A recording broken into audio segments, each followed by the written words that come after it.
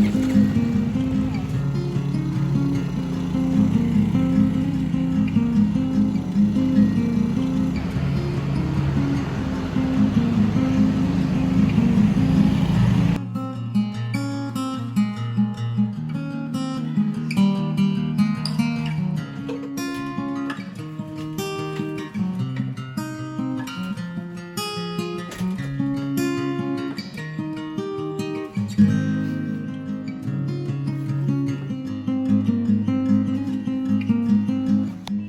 bicara tentang stunting yang kini tidak hanya menjadi isu kesehatan anak di Indonesia, tapi juga di dunia. Hadir di studio CNN Indonesia ada Dr.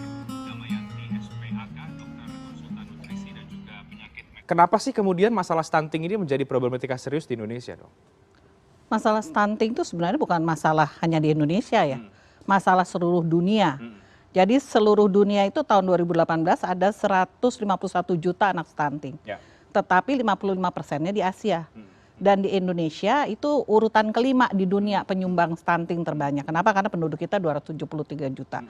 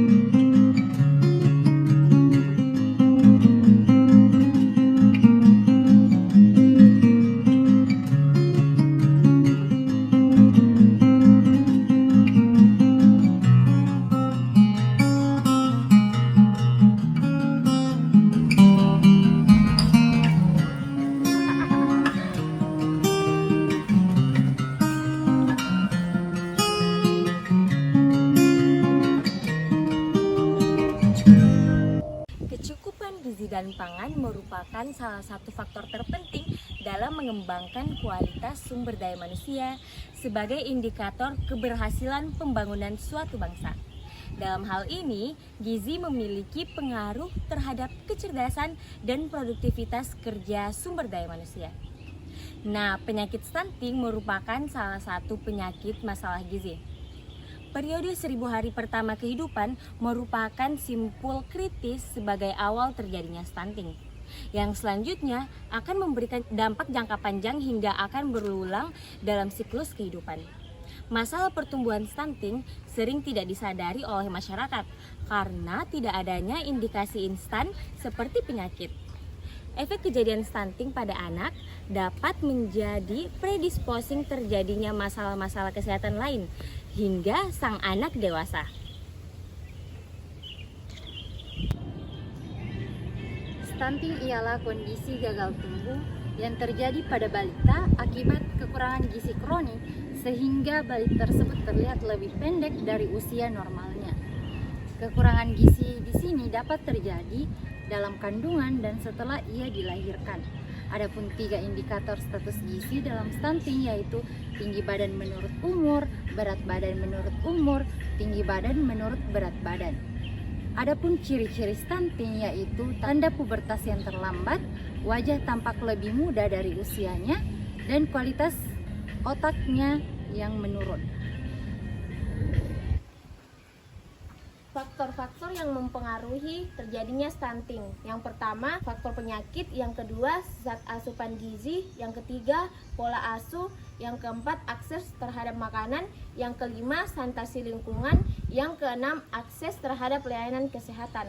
Adapun menurut WHO 2013, penyebab terjadinya stunting pada anak. Yang pertama itu keluarga atau rumah tangga. Yang kedua, makanan tambahan atau komplementer yang tidak adekuat. Yang ketiga, menyusui. Yang keempat dan yang terakhir itu adalah infeksi. Dampak stunting terbagi menjadi 2, Yang pertama itu ada dampak jangka pendek. Dampak jangka pendek ialah terganggunya perkembangan otak, kecerdasan, serta gangguan metabolisme yang ada dalam tubuh kita. Yang kedua ada dampak jangka panjang. Dampaknya jangka panjang yang akan ditimbulkan yaitu kemampuan kognitif menurun dan prestasi belajar menurun, sehingga dapat mengakibatkan resiko untuk munculnya berbagai penyakit, diantaranya itu penyakit diabetes, kanker, obesitas, dan lain-lain. Penanganan stunting dapat dilakukan melalui intervensi spesifik dan intervensi sensitif. Intervensi spesifik adalah tindakan atau kegiatan yang dalam perencanaannya ditujukan khusus untuk kelompok 1000 HPK, seperti mengatasi kekurangan zat besi, asam folat, dan iodium. Intervensi sensitif adalah berbagai kegiatan pembangunan di luar sektor kesehatan. Sasarannya adalah masyarakat umum yang tidak khusus untuk 1000 HPK.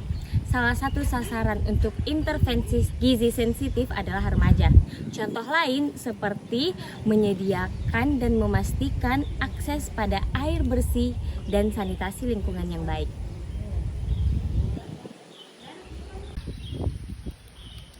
Pencegahan yang dapat dilakukan dalam menangani stunting yaitu pemberian tablet tambah darah kepada ibu hamil, pemenuhan gizi, serta menerapkan PHBS atau perilaku hidup bersih dan sehat, dan pemberian imunisasi dasar lengkap beserta vitamin A.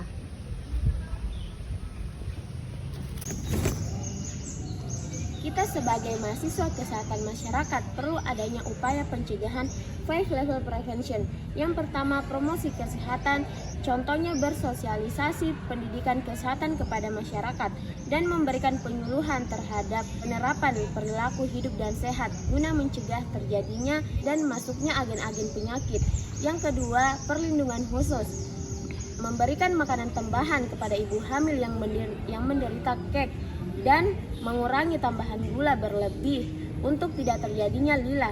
Yang ketiga, diagnosa dini dan pengobatan cepat dan tepat. Contohnya penanganan terhadap bayi BBLR dan pemeriksaan DDST terhadap bayi. Yang keempat, pembatasan kecacatan. Contohnya penyediaan fasilitas konsultasi penyelenggaraan percepatan penurunan stunting.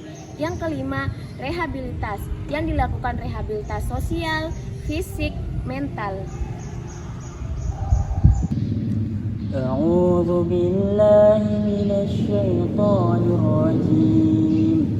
Bismillahirrahmanirrahim. Wal walidatu yurdi'na auladahunna haulaini